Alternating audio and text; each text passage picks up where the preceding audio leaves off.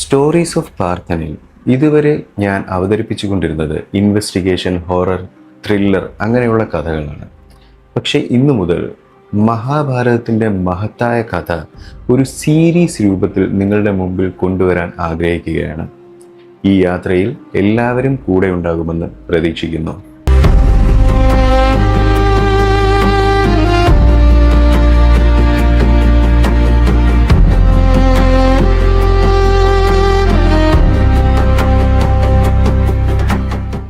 ഇന്ന് നമ്മൾ മഹാഭാരതത്തിൻ്റെ ആദ്യ അധ്യായം തുറക്കുകയാണ്.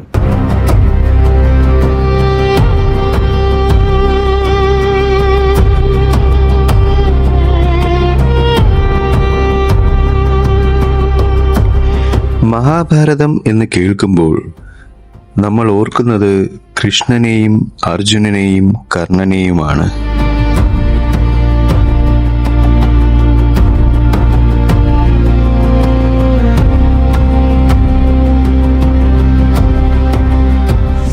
എന്നാൽ മഹാഭാരതം യഥാർത്ഥത്തിൽ അവിടെ നിന്നല്ല തുടങ്ങുന്നത്. ഒരു രാജാവിൽ നിന്നാണ്. അദ്ദേഹത്തിൻ്റെ പേര് ഭാരതൻ.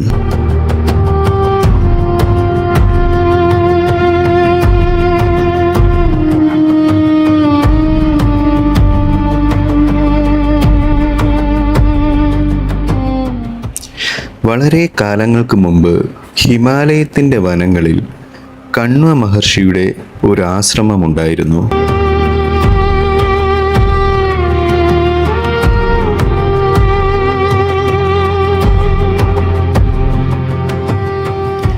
ആ ആശ്രമത്തിലാണ് ശകുന്തള എന്ന അതിസുന്ദരിയായ യുവതി വളർന്നത്.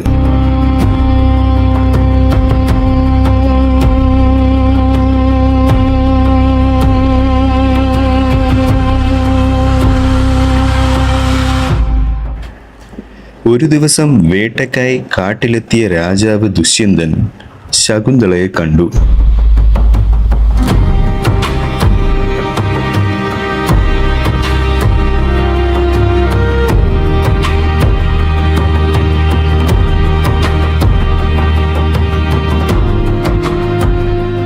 ആദ്യ കാഴ്ചയിൽ തന്നെ അദ്ദേഹം ശകുന്തളയിൽ ആകൃഷ്ടനായി. ക്രമേണ അവർ പരസ്പരം സ്നേഹത്തിലായി.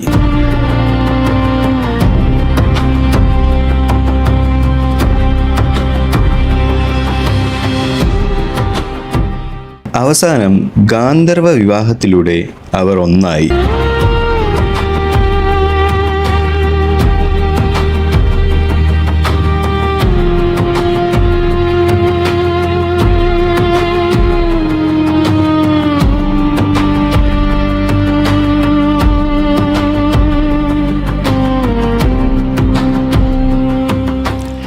അവർ തമ്മിൽ പിരിയുന്നതിന് മുമ്പ് ദുഷ്യന്തൻ തൻ്റെ മോതിരം ശകുന്തളയ്ക്കു നൽകി.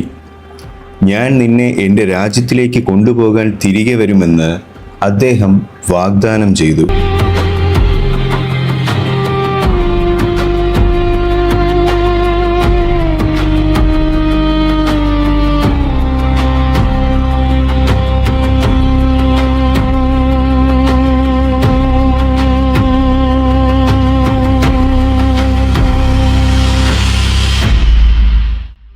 ദുഷ്യന്തൻ പോയതിനു ശേഷം ഒരു ദിവസം ദുർവാസ മഹർഷി ആശ്രമത്തിലെത്തി. ദുഷ്യന്തന്റെ ഓർമ്മയിൽ മുഴുകിയിരുന്ന ശകുന്തള മഹർഷി എത്തിയത് ശ്രദ്ധിക്കാതെ പോയി.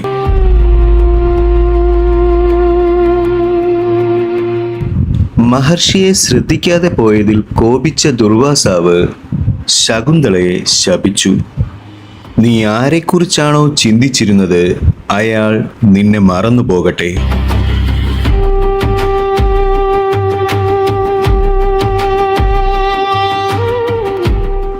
അങ്ങനെ സ്വരാജ്യത്തിലേക്ക് തിരികെ പോയ ദുഷ്യന്തൻ ശകുന്തളയെ മറന്നു പോകുന്നു.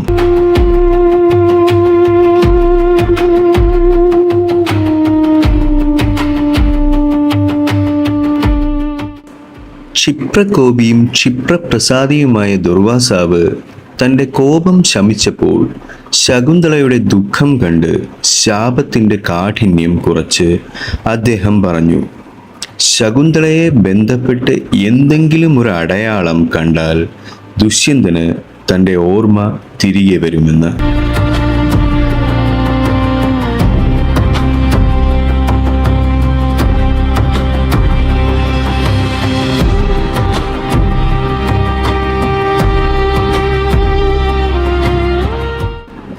ദുഷ്യന്തൻ സ്വന്തം രാജ്യത്തിലേക്ക് പോകുന്നതിന് മുമ്പ് ശകുന്തളയ്ക്കു സമ്മാനിച്ച രാജമുദ്രയുള്ള മോതിരവുമായി ശകുന്തള ദുഷ്യന്തനെ കാണാൻ പോയി. പോകുന്ന വഴിക്ക് ശകുന്തള നദി കടക്കവേ മോതിരം നദിയിൽ വീണു പോകുന്നു.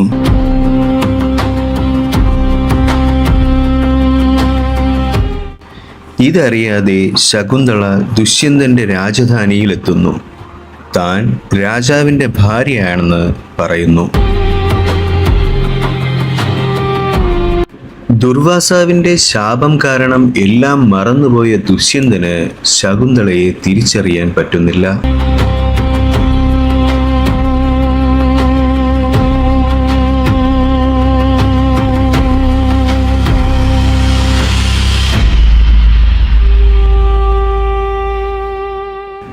മോതിരം തൻ്റെ കയ്യിൽ നിന്ന് നഷ്ടമായെന്ന് അവിടെ വെച്ചാണ് ശകുന്തള തിരിച്ചറിയുന്നത്. രാജധാനിയിൽ വെച്ച് അങ്ങേയറ്റം അപമാനിതയായ ശകുന്തള അവിടെ നിന്നും മടങ്ങിപ്പോകുന്നു.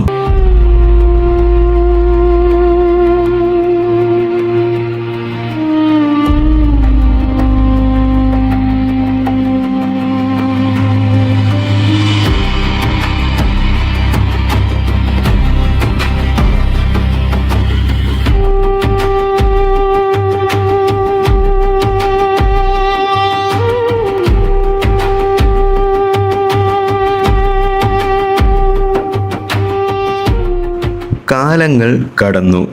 നദിയിൽ വീണ മോതിരം ഒരു മീൻ വിഴുങ്ങുന്നു.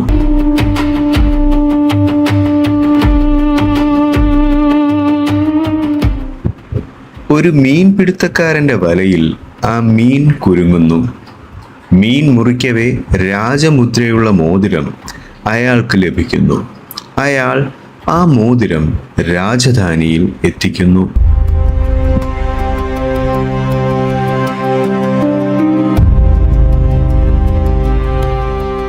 ദുർവാസാവിൻ്റെ ശാപപ്രകാരം അടയാളമായ ആ മോതിരം കണ്ടയുടനെ ദുഷ്യന്തനു തൻ്റെ ഓർമ്മ തിരികെ ലഭിക്കുന്നു.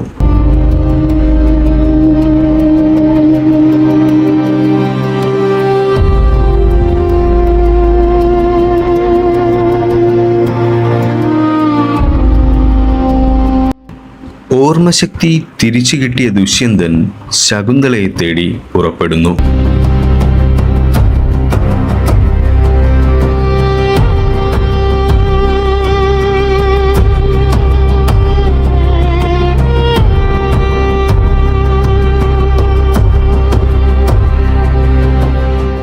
ഈ കാലയളവിൽ ശകുന്തളയ്ക്ക് ഒരു മകൻ ജനിച്ചിരുന്നു.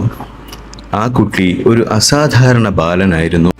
മറ്റു കുട്ടികൾ കളിപ്പാട്ടങ്ങളോടൊത്ത് കളിക്കുമ്പോൾ ഈ ബാലൻ വന്യമൃഗങ്ങളോടാണ് കളിച്ചിരുന്നത്. സിംഹക്കുട്ടികളെയും കടുവക്കുട്ടികളെയും പോലും ഭയമില്ലാതെ കൈകാര്യം ചെയ്തു.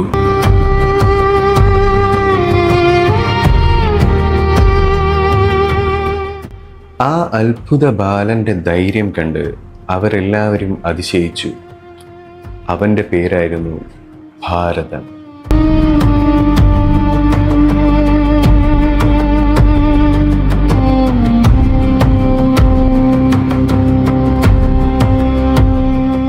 ദുഷ്യന്തൻ ശകുന്തളയെയും ഭാരതനെയും കണ്ടെത്തി രാജധാനിയിലേക്ക് കൂട്ടിക്കൊണ്ടുപോകുന്നു.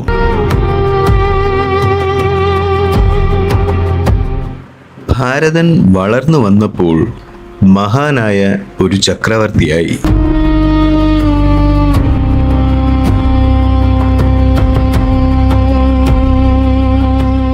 അദ്ദേഹത്തിൻ്റെ വീരവും ഭരണപാഠവും ദൂരദൂരങ്ങളിലേക്ക് പ്രസിദ്ധമായി. അനേക രാജ്യങ്ങളെ ഒന്നിപ്പിച്ച് ശക്തമായ ഒരു സാമ്രാജ്യം അദ്ദേഹം സൃഷ്ടിച്ചു.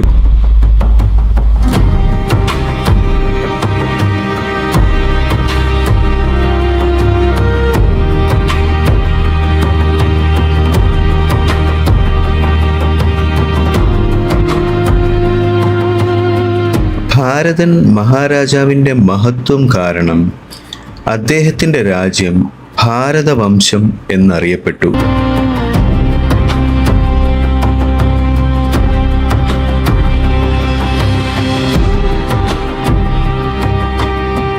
അദ്ദേഹത്തിൻ്റെ വംശത്തിൽ പിന്നീട് നടന്ന മഹത്തായ സംഭവങ്ങളാണ് വ്യാസമഹർഷി മഹാഭാരതം എന്ന ഇതിഹാസമായി രചിച്ചത്. അതുകൊണ്ടാണ് ഭാരതന്റെ വംശത്തിന്റെ മഹാകഥ മഹാഭാരതം എന്ന് അറിയപ്പെടുന്നത്.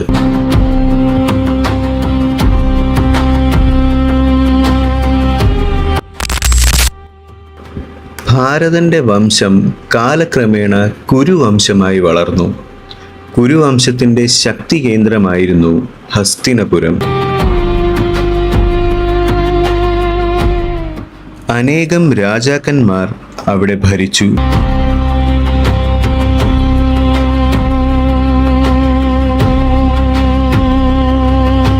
എന്നാൽ ആ വംശത്തിന്റെ ചരിത്രം മാറ്റിമറിക്കാൻ പോകുന്ന ഒരു രാജാവിൻ്റെ വരവ് അടുത്തിരുന്നു.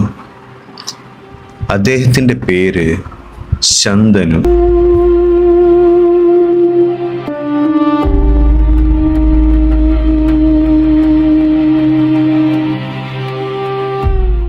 ഒരു ദിവസം ഗംഗാതീരത്ത് വെച്ച് അദ്ദേഹം കണ്ടുമുട്ടിയ ഒരു സ്ത്രീ പിന്നീട് മുഴുവൻ മഹാഭാരതത്തിൻ്റെയും കഥയ്ക്ക് തുടക്കമിട്ടു.